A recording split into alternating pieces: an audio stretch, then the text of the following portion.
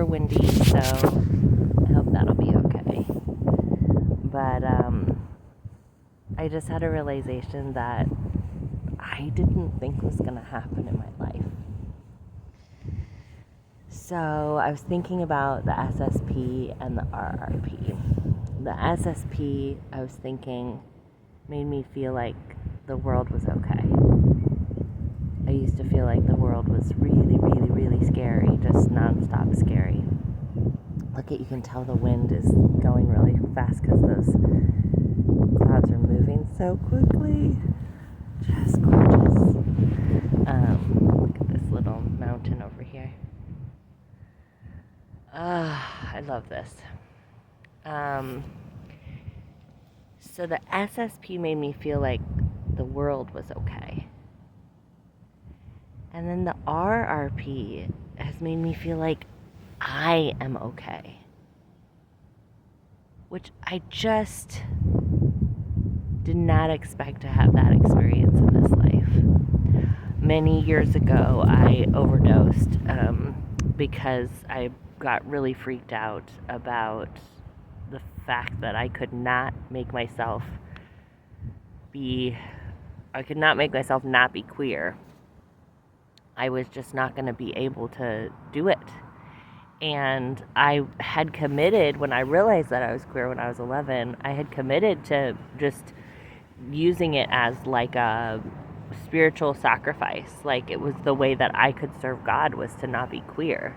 And I felt really, honestly, like honored and full of pride and conviction about that. I felt like in Christianity they have a concept of like it's the thorn in your side, or like take up your cross. It's like a way to serve God is to sacrifice something that you desire to do, but that you're like giving it up to God, and it's a way to like be closer to God and be more holy. And so it felt like a privilege, honestly. But it was something that I couldn't fight. It was like just more stronger than gravity. And I spent, from the time I was 11 until I was 22, really, really trying to fight it. And I just became increasingly more suicidal and unable to. And just, it was like every single person I ended up being friends with ended up being queer. It was like people were recognizing me as queer even though I was denying it. It was so difficult. And I finally realized that I didn't want to do that to my community, to my family, and so I decided it would be better if I just wasn't here. And I overdosed, and I had a beautiful near-death experience, and then really I was not one of those people that in the near-death experience there was like do you want to go back? You could go back. It was like I got sucked back in violently, and I felt like I was just in a prison by being in this body for several years. And I got this tattoo that says I choose to be alive in Arabic, and has a Bible verse on it that is Deuteronomy, and it says, I have asked heaven and earth to witness today. I have set before you a choice you must make. Life or death, blessing or curses, the choice is up to you. And so I ask you, what will you do? And the sort of party line with my community was that you don't get to kill yourself. Like you're not allowed to. Like that's the worst sin, and you're going to go straight to hell. And I really wrestled with that because I was like, I think I've been given the choice to live this life or not by whatever created me. And so when I found that verse, I was so thrilled because it was saying you have the choice to live or die. And so I put that on my, tattooed it on my wrist because I was like, I'm choosing to be alive. There was no aspect of I want to be alive. But it was like, okay, I will choose to be alive. Primarily at that phase when I got the tattoo, it was because I kind of wanted to do a fuck you to the messages I had received that it wasn't my choice. but also because the experience of having attempted and then survived my suicide attempt was so excruciating, and I just received so much shaming from my community, and I lost every friendship, and the stigma that came was just on every level. Like, the suicide attempt was, because I was hospitalized afterwards, it was on all my medical records. So, like, I couldn't get health insurance for many years. I couldn't get life insurance. There were, like, always some sort of circumstance where I was asked the question, like, have you ever had a suicide attempt? It just impacted my life in major ways. And I didn't want to have to deal with that.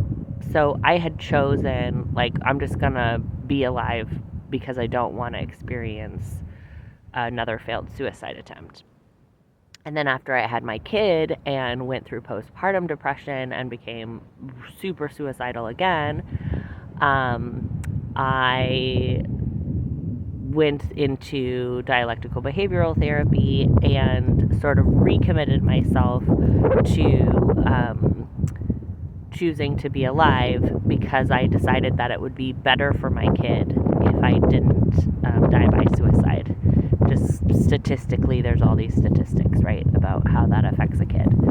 So from then, which was like, 2015 until now, so for the past 10 years, that was another round of, like, I'm choosing to be alive. I don't necessarily want to be alive, but I'm choosing to be alive because that seems like the better option.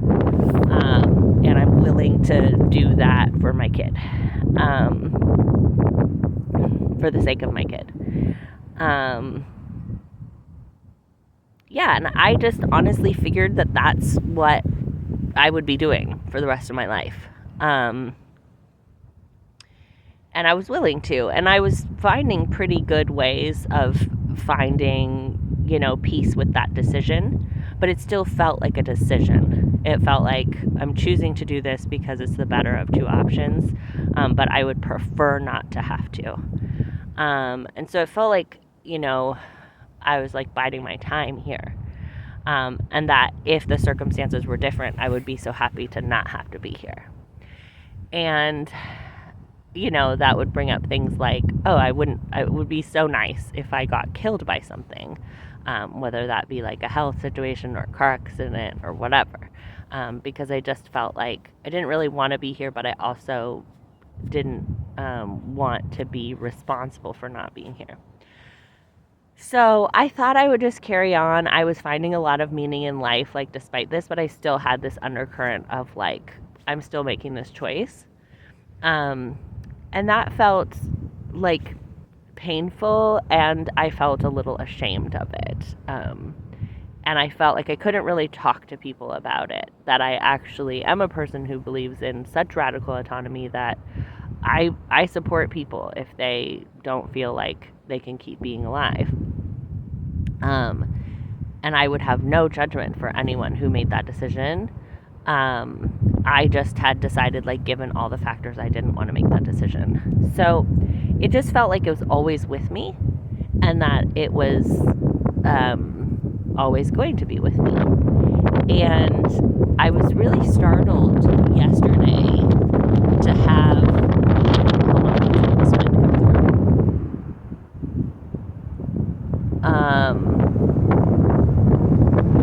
One second.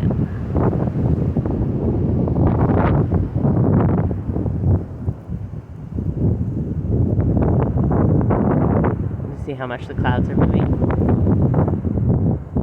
So beautiful.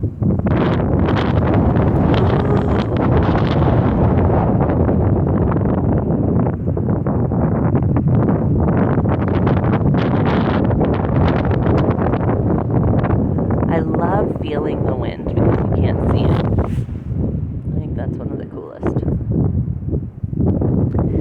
So yesterday, I sort of had like an inkling of, like, because I was talking to someone about choosing to be alive, and I was like, I I think maybe I'm into it now. I think maybe I want to be alive now, which like sounds so weird coming from my mouth. I just really didn't expect this. And I was talking to someone the day before yesterday about Ram Dass's quote, like, don't play Hamlet, don't be Hamlet. And I was like, I actually am into playing me right now. Like, I think it's super interesting and fascinating and like kind of cool that I get to play myself in this version of reality. And I just have been like, wait, what? And I haven't had time to really like process it. So this has happened in the past 2 days. And then this morning as I was walking, I was like, SSP makes me feel like the world is okay, and RRP made me feel like I'm okay. And I'm like, I actually want to do this. I little bit feel like I'm gonna jinx it if I say that out loud. But oh my God. I think I do.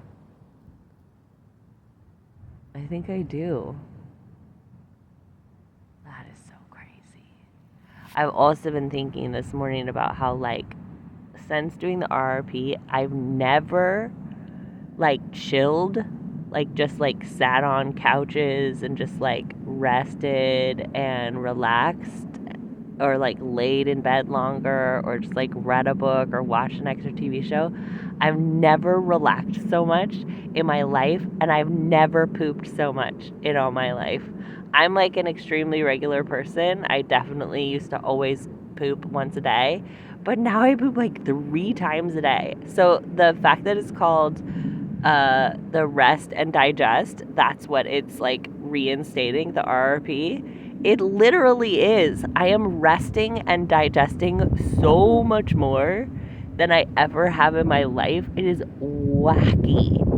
And it makes sense that like factory settings of your body are to love yourself and love the world. Like, feel safe in yourself and safe in the world. That's the factory settings. Like, that's what we come in as, you know? Like, babies are like cherished and taken care of, and like when a baby poops, everyone's like, you pooped, like throw a party. When a baby sleeps, everyone's like, they fell asleep. That is like the 2 things you celebrate most with babies.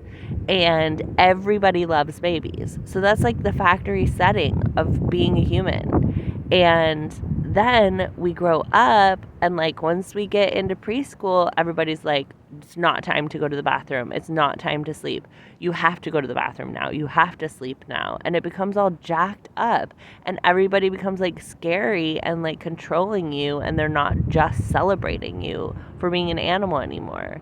And I feel like this RRP, like getting you back to rest digest, it's like getting you back to this original experience of like your body is good. Like, you can relax. You are meant to relax. You're meant to digest your food. Like, you're meant to just feel good and like be an animal and feel safe in being alive and being your animal self.